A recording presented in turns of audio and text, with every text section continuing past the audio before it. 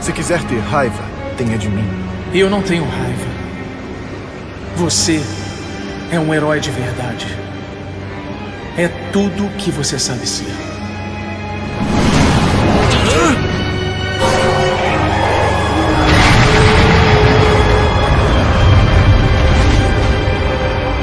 Contemple um presente impensável.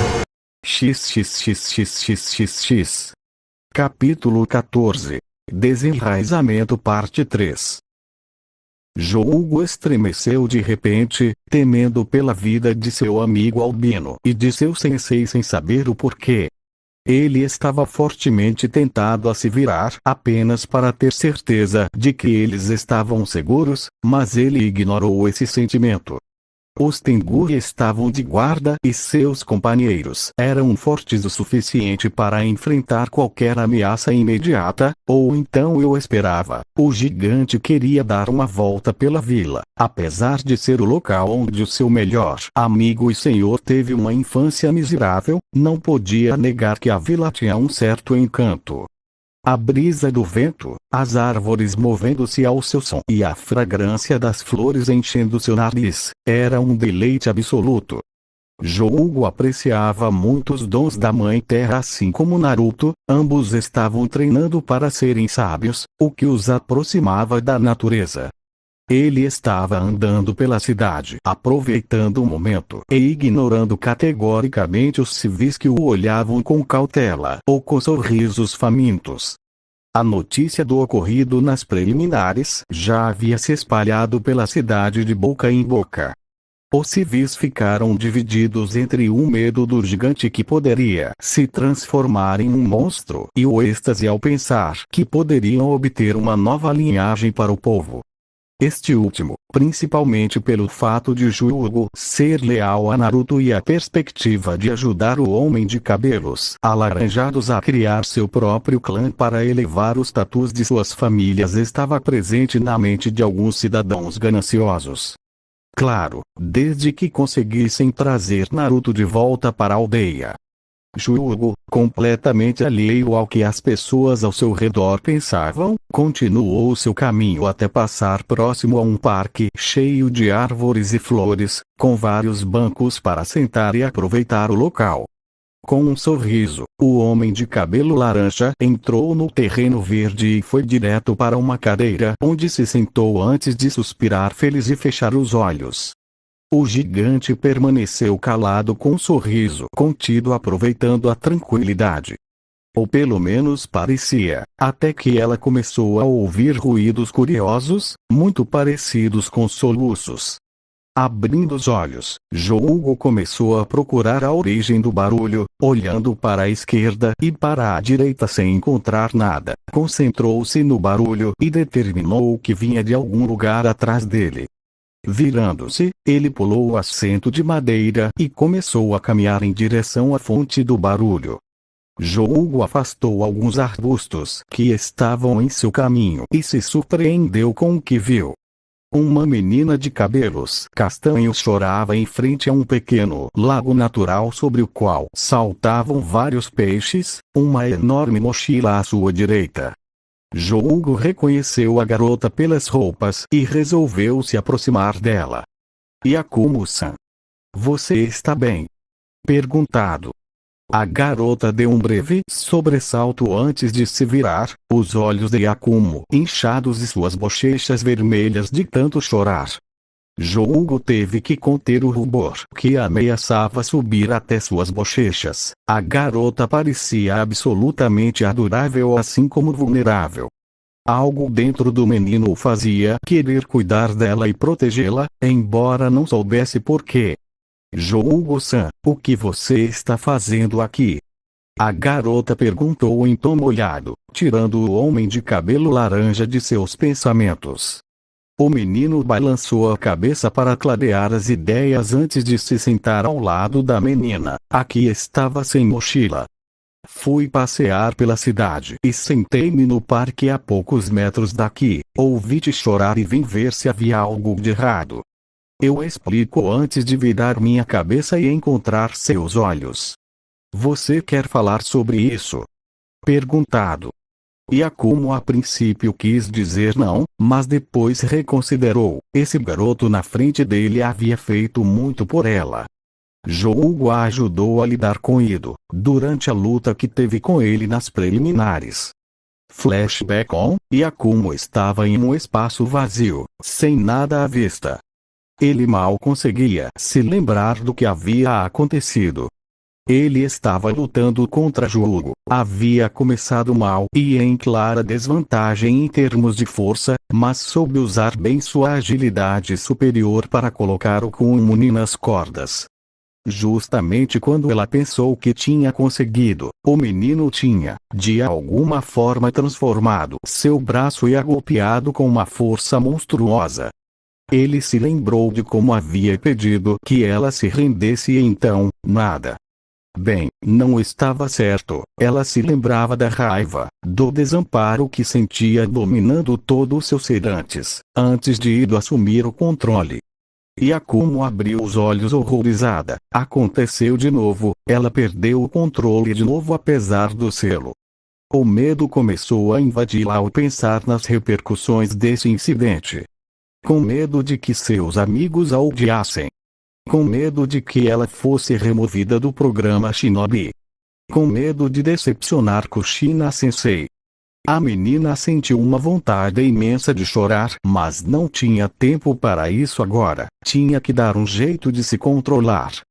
Você parece preocupado. Yakumo se virou e ficou chocado. Ali, na frente dele estava seu oponente. No lugar onde ela achava que era a sua mente, Jougo estava olhando para ela com preocupação e simpatia. O que você está fazendo aqui? Como você entrou na minha cabeça? Perguntou Yakumo preocupado e chocado. O gigante deu de ombros. Um velho truque que Naruto-sama me ensinou para entrar na mente de uma pessoa. Não é tão versátil quanto um Yamanaka que pode entrar sem contato direto e brincar com a mente do alvo como quiser. A maior restrição deste método é que eu posso usá-lo apenas se o alvo tiver uma condição semelhante à minha, há muito tempo. Ele admitiu enquanto olhava para longe, lembrando-se de sua própria condição. Yakumo olhou confuso para Jougo. E eu não entendi, o que você quer dizer? O que você está fazendo aqui? A voz demoníaca ecoou por toda a paisagem vazia, mas não havia ninguém além deles, pelo menos, a princípio. De repente, numa explosão de escuridão, uma figura demoníaca se deu a conhecer, chamando a atenção dos dois adolescentes. Yakumo olhou apavorado para o recém-chegado. Ido. Gritar. Cale a boca, eu vou cuidar do intruso e depois matá-lo lá fora. Ele proclamou antes de pular em direção a Jougo. Yakumo entrou em pânico pensando que iria matar o Kumuni. Por mais que seu oponente fosse, ela não queria que ela morresse, não depois de salvá-la com seu time na floresta. Mas, felizmente para a garota, ela não precisava se preocupar com nada. Em outra explosão escura, acima de 3, ele disparou como um projétil, demônio, por falta de um termo melhor, interceptando Ido, prendendo com os braços. Agora tão arrogante, né, seu idiota? O maior demônio riu como um louco. Yakumo olhou para o ser de olhos vermelhos e cabelos laranja em estado de choque e o comparou brevemente com o garoto ao lado dela. A conclusão ingênua a que ela chegou a abalou profundamente. Você também está possuído por um demônio. Ele disse entre sussurros enquanto tentava processar essa revelação. Não exatamente. Ele disse enquanto olhava para seu alter ego. Aquele que segura Ido é uma parte de mim. Você poderia chamar de minha parte mais sombria, eu chamo de Ami. Ele disse calmamente. Essa coisa é você? Eu pergunto apavorado. Ei, mais respeito. Ele gritou indignado enquanto continuava a lutar para manter Ido no lugar. Isso mesmo, é a manifestação dos meus pensamentos mais sombrios, do meu ódio não filtrado, representa toda a minha dor e más experiências. É uma parte de mim que vim aceitar, da mesma forma que você deveria. Ele disse olhando garota sério. Que? Eu grito sem entender. No passado, Yami possuía meu corpo e enlouquecia, matando qualquer um que cruzasse seu caminho à torto e à direito. Tudo porque eu não queria admitir que existia, porque reprimia uma parte essencial do que me define como pessoa, desde da mesma forma que você fez. Eu explico. O que você está tentando me dizer? Eu pergunto com uma voz hesitante. O gigante apontou para Ido, que ainda tentava se livrar dos braços de Yami. O que estou tentando dizer é que sim, é o seu ódio, sua dor, suas más experiências, basicamente, é uma parte de você. Não. Eu grito balançando a cabeça. Não, não é verdade, não sou como ele, não sou assim. Mentira. Ido grito chamando a atenção de todos.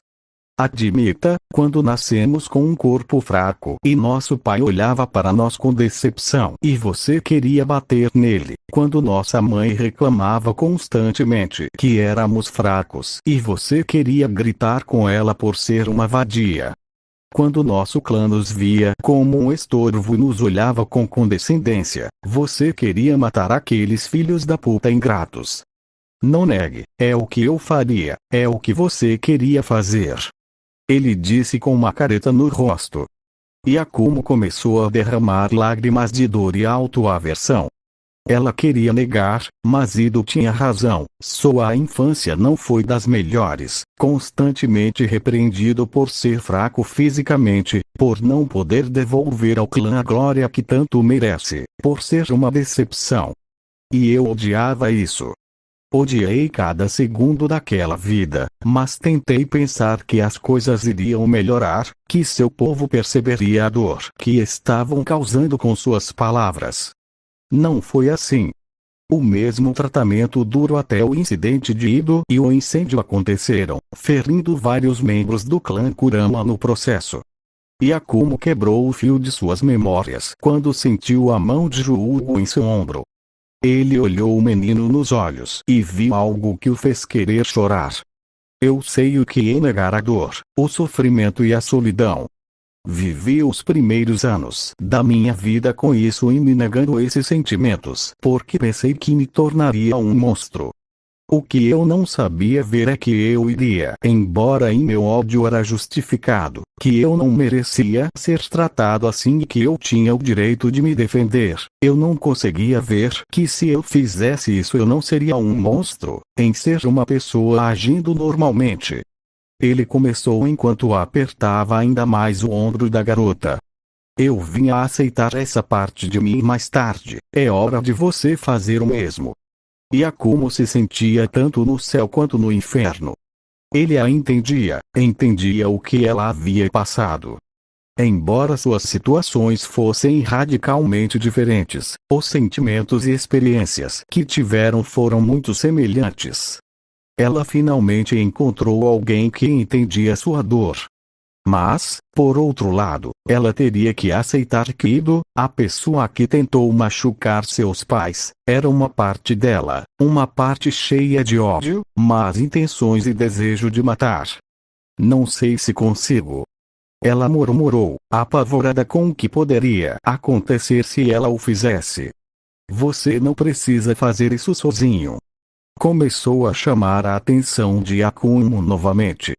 Você tem pessoas que se importam com você, pessoas que vão te apoiar se você pedir. Quando eu estava na sua situação, eu também duvidei, também tive medo e foi sem dúvida a coisa mais difícil que já fiz na minha vida. Mas eu não estava sozinho, eu tinha Kimimaro, Karin e Naruto-sama comigo. Eu não estava sozinho e nem você. Além disso, eu vou te apoiar também, não importa o que aconteça. Ele disse com um sorriso. Yakumo encarou o gigante por um tempo em silêncio, considerando suas palavras. Quando ela tomou sua decisão, ela colocou seu rosto mais confiante e se dirigiu para sua outra metade, que ainda estava restrita pelo lado negro de Jugo. Embora o engraçado fosse que Ido havia parado de lutar e estava assistindo toda a discussão até agora por um bom tempo. Os dois não falaram nada. A garota apenas encarou seu alter ego por alguns instantes, se preparando mentalmente e aos poucos aceitando as palavras ditas pelo gigante. Yakumo não tinha motivos para confiar no Kunmunin, pois a Kunoichi deveria suspeitar de cada maldita palavra que ouviu momentos atrás. Mas não o fez. Os olhos de Jugo não mentiam. Ela só tinha que acreditar e rezar para que tudo desse certo. Quando a garota se sentiu confiante, ela se agachou e olhou para Ido. Olha, me desculpe por negar sua existência, por fingir que não sofri e não tive pensamentos ruins sobre minha vida. A garota respirou fundo antes de continuar. Vou tentar ser mais honesto no futuro. Ela deixou escapar, sentindo-se tão aliviada ao pensar que não iria mais segurar a língua quando alguém mexesse com ela. Ido encarou a garota em silêncio por alguns segundos. Você vai repreender nossos pais, os deuses sabem que eles merecem. Yakumo assentiu. Assim que posso, tenho muita raiva reprimida e preciso liberá-la. Ele disse friamente, pouco a pouco sentindo todas as emoções negativas que ele havia reprimido por anos vindo à tona. Os membros do nosso clã, mande-os para a merda, fodam-se esses malditos vagabundos de merda. Se eles querem que o clã tenha prestígio, eles vão trabalhar muito para isso. Ele perguntou quando um sorriso começou a se formar em seus lábios. Yakumo assentiu novamente. E dê a eles um chute na bunda. Se eles ficarem desapontados com isso, foda-se. Nossos pais não vão gostar disso. Ele afirmou, embora seu tom de voz indicasse que ele não se importava. Eu não me importo. Desde pequeno eles se importaram mais com a reputação que eu poderia trazer para o clã do que com a própria filha deles. Se os Kurama não se importam comigo, por que deveriam se importar? Eu declaro sombriamente. Você finalmente desenvolveu um par de ovários, já era hora. Ido exclamou antes de agarrar o braço de Yakumo como podia. Assim que o fez, manchas negras de luz começaram a sair de seu corpo e voar para cima. Agora vamos ficar inteiros, pegar o touro pelos chifres e chutá-lo nas bolas. Ele disse para a garota antes de olhar para Jugo. Oi cara. Eu grito assustando o gigante. Assim que você sair daqui, dê-nos um bom sexo. Disse. A reação de ambos foi imediata, os olhos de Jugo se arregalaram enquanto Yakumo ficou vermelho como um tomate. Mas o que você está dizendo? Eu grito envergonhado. Vamos lá, você sabe que você quer isso. Ido disse com um sorriso de orelha a orelha. Não é verdade. Você sabe que eu sou uma parte de você e que você está se enganando, de novo. Nós temos que possuir seu corpo para você fazer o que você quer. Eu pergunto em um tom de zombaria. Cala a boca e cai fora. Eu grito enquanto Ido desaparece completamente. A paisagem branca começou a brilhar intensamente até cegar os dois genin. Fim do flashback. Yakumo relembrou com um sorriso a cena, foi oficialmente um ponto de virada em sua vida a partir de agora, e a razão pela qual ele estava aqui neste momento. Não vou te pressionar, mas já te disse ontem, se precisar de um ombro amigo, estou sempre disposto a ajudar. Eu reafirmo o gigante. Yakumo não disse nada por alguns momentos, pensando em como deveria explicar sua situação. Ele finalmente suspirou, sabendo que não havia uma maneira fácil de fazer as coisas. Saí de casa e renunciei a meu sobrenome. Os olhos de Jugo se arregalaram de surpresa com a informação, mas ele não poderia dizer que não esperava algo assim.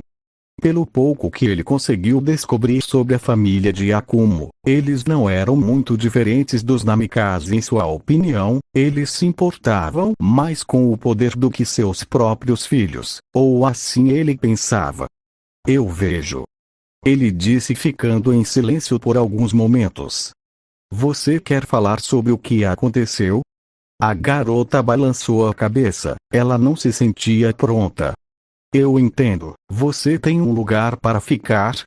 Yakumo negou novamente. Você quer ficar com o meu time? Yakumo virou a cabeça para Jugo e levou alguns momentos para falar. E eu não quero me incomodar. Sua equipe vai se opor. Jugo queria negar a declaração do Broviat, mas não podia. Os outros meninos e meninas não teriam nenhum problema. Naruto pode ser um pouco reticente no começo porque ela era de Konoha, mas ele superaria isso se visse que ela não era uma pessoa má. O Uzumaki não era de julgar sem provas, Konoha sendo a exceção, mas depois da vida que ele teve aqui era compreensível. Mas o verdadeiro problema era que eles estariam treinando sem parar, exibindo habilidades que deveriam ser mantidas em segredo até o torneio. Jugo suspirou enquanto acenava com a cabeça, sentindo-se culpado por não poder ajudá-la.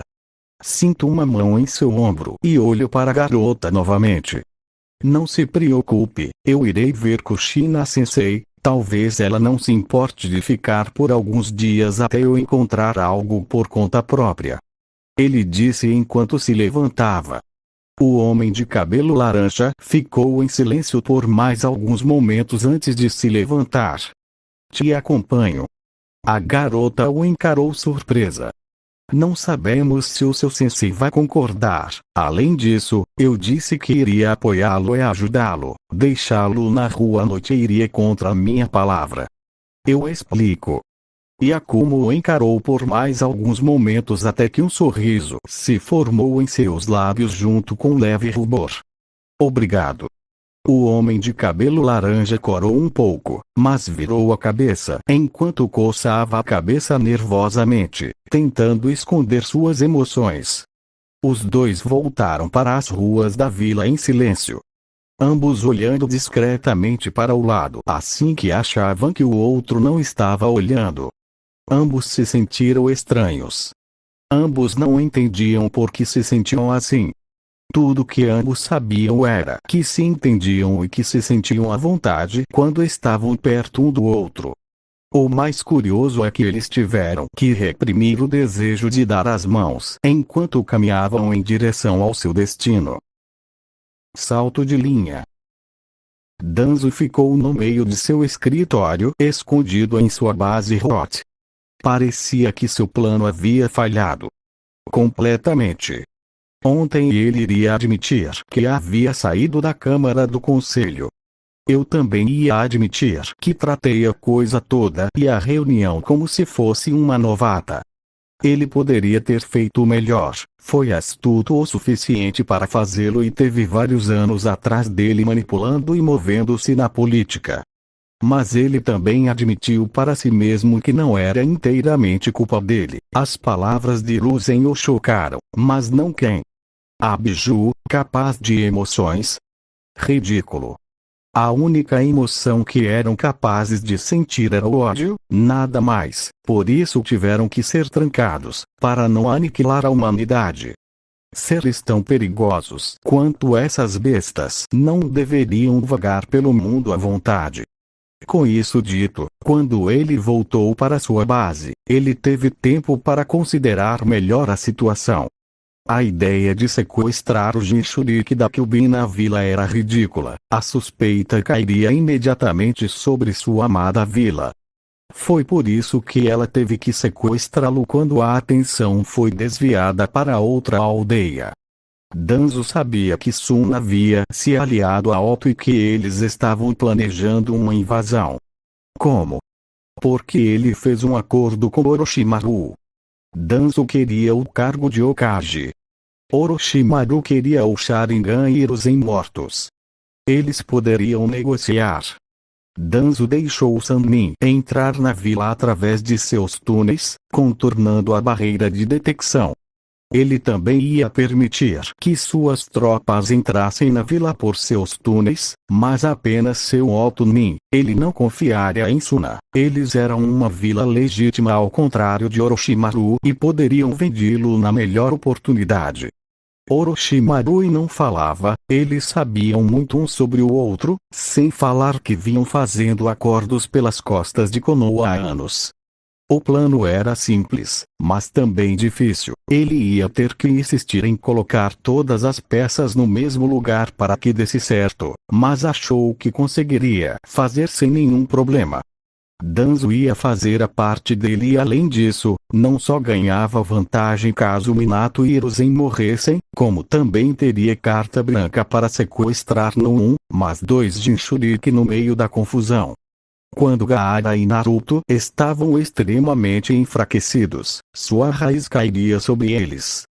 O Sannin não teve nenhum problema com isso, ele não tinha apego a Suna, eles eram apenas fantoches úteis para se vingar.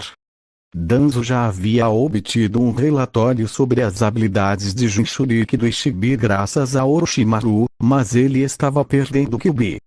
Foi por isso que ele enviou seus Houts atrás dele. Danzo sabia que eles iriam falhar. Geralmente seus soldados se preparavam perfeitamente para cada missão e para isso eles sempre exigiam informações, exatamente o que Danzo precisava do Uzumaki. Portanto, ele havia enviado seus Houts com um objetivo: morrer. Qualquer um poderia pensar que ele estava louco. Os mortos não trazem informações e ele não tinha tropas suficientes para mandá-los espionar os combates. Mas ele tinha um trunfo para resolver o problema. 10 cartas para ser exato e outra para peças de reposição para casos de extrema urgência. 10 Sharingan e o olho de Shizui como o último recurso para usar uma técnica específica em troca de um Sharingan para cada uso. Izanagi. A antítese do Genjutsu, permitia transformar uma ilusão em realidade. Graças aos seus selos, Danzo sabia onde cada um de seus operativos estava e se eles estavam vivos, então não foi muito difícil sacrificar um olho para trazer seus cadáveres aqui e usar outro para trazê-los de volta à vida. Uma verdadeira beleza da técnica. Era uma pena que você precisasse sentir ou ter contato visual com o alvo ou propósito em mente para usar a técnica. Ele poderia ter trazido de volta os Jinchuriki anos atrás.